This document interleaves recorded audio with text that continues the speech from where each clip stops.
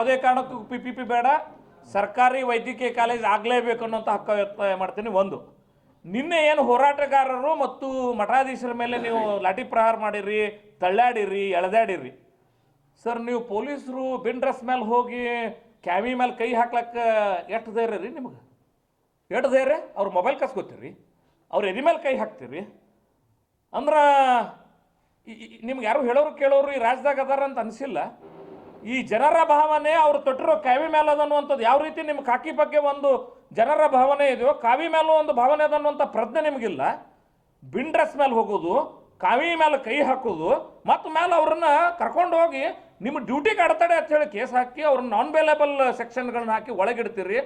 ಹುಷಾರ್, ಈ ರೀತಿ ನೀವೇನಾದರೂ ಹೇಳೋರಿಲ್ಲ ಕೇಳೋರಿಲ್ಲ ಅನ್ನೋಂಥ ದಬ್ಬಾಳಿಕೆಯನ್ನು, ಸರ್ವಾಧಿಕಾರಿ ಧೋರಣೆಯನ್ನು ನಡ್ಕೊಂಡ್ರೆ ಈ ಜಿಲ್ಲೆಯ ಜನತೆ ನಿಮ್ಮನ್ನು ಮರಿಲಾರ್ದಂಗೆ ಪಕ್ಷದ ಪಾಠ ಕಲಿಸ್ತಾರ. ನಿಮಗೆ ರಾಜಕಾರಣ ಗೊತ್ತಿಗೆ ಹಚ್ತಾರ. ಇದು ಎಚ್ಚರಿಟ್ಕೋರಿ. ದಬ್ಬಾಳಿಕೆಗೆ ಒಂದು ಮಿತಿ ಇರಬೇಕು. ಒಬ್ಬ ಮಠಾಧೀಶರಿಗೆ ನೀವು ಈ ಜಿಲ್ಲೆಯೊಳಗೆ ಪ್ರತಿಬಂಧ ಹೇರ್ತೀರಿ, ಕೈಯಾಗ ಅಧಿಕಾರ ಅಂದ್ರೆ ಶಾಶ್ವತ ತಿಳ್ಕೊಂಡಿರಿ. ಇದು ಕಾಲಚಕ್ರದ.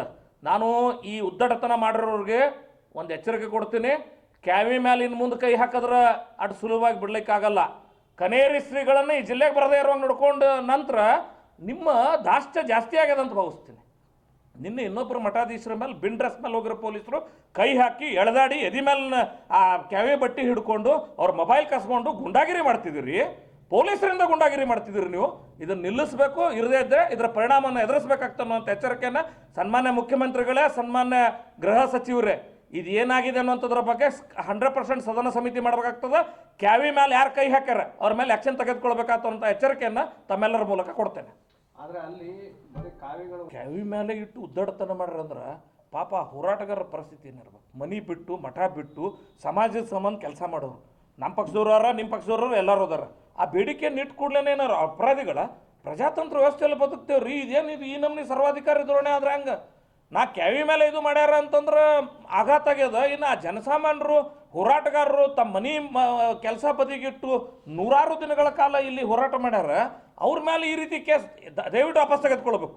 ದಯವಿಟ್ಟು ಅನ್ನೋ ಶಬ್ದ ಬಳಸಬೇಕೋ ಬಳಸಬಾರ್ದು, ನೀವು ಅದಕ್ಕೆ ಯೋಗ್ಯರಿದ್ರಲ್ಲಿ ಗೊತ್ತಿಲ್ಲ. ಅವ್ರ ಕೇಸನ್ನು ಬೇಷರತ್ತಾಗಿ ವಾಪಸ್ ತೆಗೆದುಕೊಳ್ಬೇಕು ಅನ್ನೋಂಥ ಆಗ್ರಹನ ಮಾಡ್ತೀನಿ. ಸರ್, ಖಂಡಿತ ಸರ್. ನಾಳೆ ಮುಖ್ಯಮಂತ್ರಿಗಳು ಬರೋರದಾರ ಅಂತ ಹೇಳಿ ಈ ಗುಂಡಾಗಿರಿ ಆಗ್ಯದ ಅಂತ ಇಡೀ ಜಿಲ್ಲೆಯ ಜನತೆ ಈಗಾಗಲೇ ಮಾತಾಡ್ಲಾಗ್ತಾರೆ. ಏನ್ರಿ ಇದು? ಇವ್ರು ಏನು ಶಾಶ್ವತ ತಿಳ್ಕೊಂಡಾರು ಏನು ನನಗೇನು ಅರ್ಥ ಆಗತ್ತಿಲ್ಲ. ಖಾಯಂ ರಾಜರಂಗ ಅಥವಾ ಅದಕ್ಕಿಂತ ಹೆಚ್ಚು ನಾ ಭಗವಂತನಾಗ್ಬಿಟ್ಟಿನಿ ಅಂತ ಭ್ರಮೆ ಒಳಗದಾರನ್ನು ಗೊತ್ತಾಗ್ತಿಲ್ಲ. ಇದು ಒಳ್ಳೇದಲ್ಲ. ಮುಖ್ಯಮಂತ್ರಿ ಬಂದ್ರೆ ಬರ್ತಿದ್ರು, ಏನಾಗ್ತಿತ್ತು? ಹೋರಾಟ ನಡೆಯಂಗೆ ನಡೀತಿತ್ತು. ಬಂದು ಒಂದು ಮನೆ ಪತ್ರ ಇಸ್ಕೊಂಡಿದ್ರು, ದೊಡ್ಡವ್ರು ಆಗ್ತಿದ್ರು. ಮರ ನೀವೇನು ಸಣ್ಣತನ ಕೆಲಸ ಹಾಕಿರೋನಂತ ಭಾಳ ಇದು ಯೋಗ್ಯ ಅಲ್ಲ. ಇದು ಈ ಗುಂಡಾಗಿರಿ ಈ ಜಿಲ್ಲೆಗೆ ಭಾಳ ಸೂಕ್ಷ್ಮ ಸಂವೇದಿ. ಭಾಳ ದೊಡ್ಡ ದೊಡ್ಡ ನಾಯಕರನ್ನು ನೋಡಿಬಿಟ್ಟದ. ಹಿಂಗೆ ನೋಡ್ರಿ, ಹಿಂದೊಂದು ಪತ್ರಿಕೆ ಬರ್ತಿತ್ತು, ಕೋಟೆ ಕೊಟ್ಟು ಮರದವರೆಲ್ಲ ಏನಾದರು ಅಂಥೇಳಿ.